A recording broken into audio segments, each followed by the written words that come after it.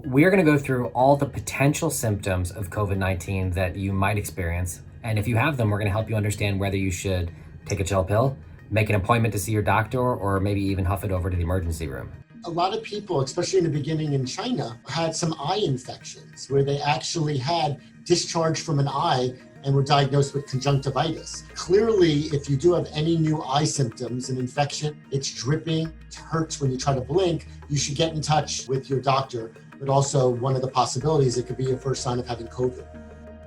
People have described that one of the early symptoms of COVID is a sudden loss of taste and smell. To understand how that works exactly, first you have to appreciate that a lot of taste, as we experience it, is actually smell.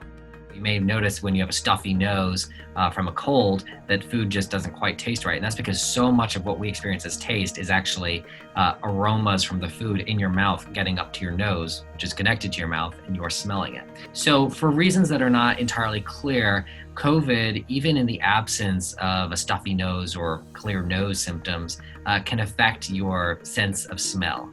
And when it does that, you can lose the sense of smell, and you can also lose your sense of taste.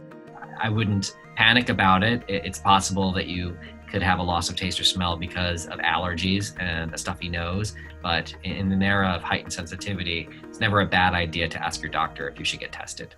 Fatigue is also a common symptom that every one of us has had even before COVID. COVID not only is an infectious disease problem, but a lot of people who are isolated and haven't left their house or seen their friends or family also could be depressed and could have a lot of anxiety. So fatigue can obviously be a sign and is a sign of depression.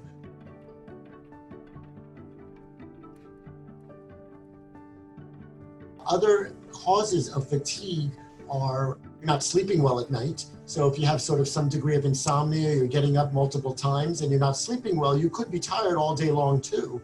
Obviously, those go under the category of take a chill pill and try to sleep better. The severity of it is how quickly it comes on. If you've been feeling great and all of a sudden the last day or two you're feeling fatigued like you've never felt before and you actually did sleep well last night, that could be much more serious. That could be a sign obviously of an infection. It could also be a sign of having a thyroid problem or anemia. By the way, I should point out it's perfectly normal to fall asleep while you're listening to Mark talk about fatigue. The feeling that all of your muscles are aching, that's something that we in the medical community call myalgias.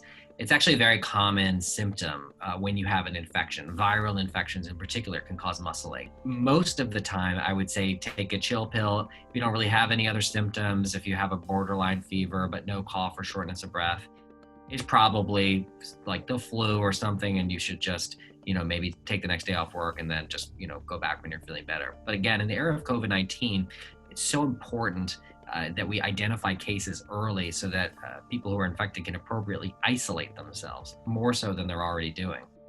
If you do wake up one morning and you're sore all over your entire body and there's no, recent workout to explain that, even if you don't have other symptoms, I would let your doctor know about potentially getting a COVID-19 test.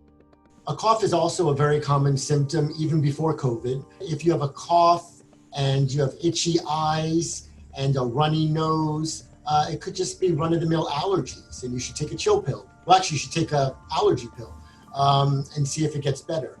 If you obviously have a cough and you're bringing up green sputum or yellow sputum, it could be a run-of-the-mill pneumonia or a bronchitis. So that you need to make a doctor's appointment for, or if you're very, very sick and have a high fever, go to the emergency room. So shortness of breath is a very troubling symptom because it can represent many different major health problems, including COVID-19, but other problems also affecting the heart and the lungs. So if you feel like maybe over the past few months you've had just a very gradual onset of feeling a little short of breath when you exert yourself, that could just be that you've gotten out of shape and that you just need to get more active again and you'll feel better. But if you feel like there's been a pretty significant change over a shorter time period, for example, hours, days, a week or less, and something that you could easily do a few days ago now makes you feel pretty winded, that's concerning, and you definitely need to see your doctor about that as soon as possible. It's possible you could have COVID, and if you have other symptoms like fever and cough, that would certainly be pushed up to the higher on the list.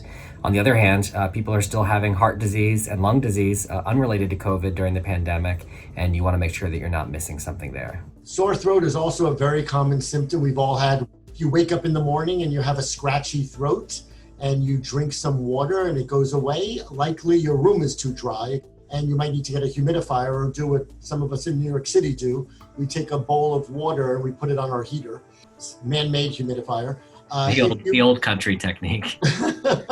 If you have a scratchy throat and you also have itchy eyes, runny nose, your sore throat could be a sign of allergies.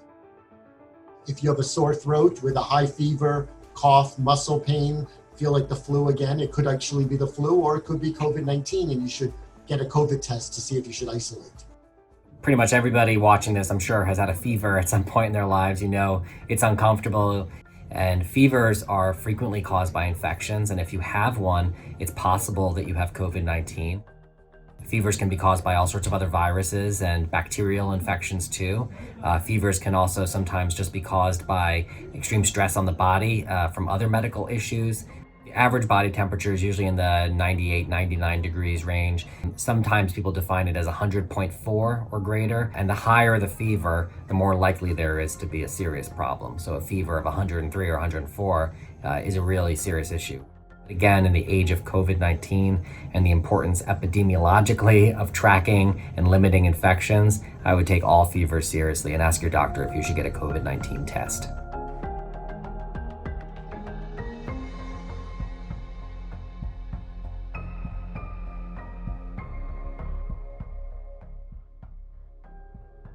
It's clear that we all have to be careful, but you still need to keep up with your mammograms, your colonoscopies, your routine checks. You could see a doctor multiple ways. If you don't feel comfortable going to the office, you could try to get a video appointment with the doctor, or you could do a phone call. I would strongly encourage people to not let their guard down. The virus is still out there and circulating, and if we start to move away from social distancing, it will come back with a vengeance, as it did at the beginning of the year. We wear masks not only to protect ourselves, but also to protect other people in case we don't realize that we're COVID positive, that we're pre-symptomatic or asymptomatic. People should keep their guard up, because for the longer we do that, the more likely it is we will vanquish this completely and get to, we hope, an eventual vaccine that will really allow us to get back to life as it once was, and which we're all craving it to become again.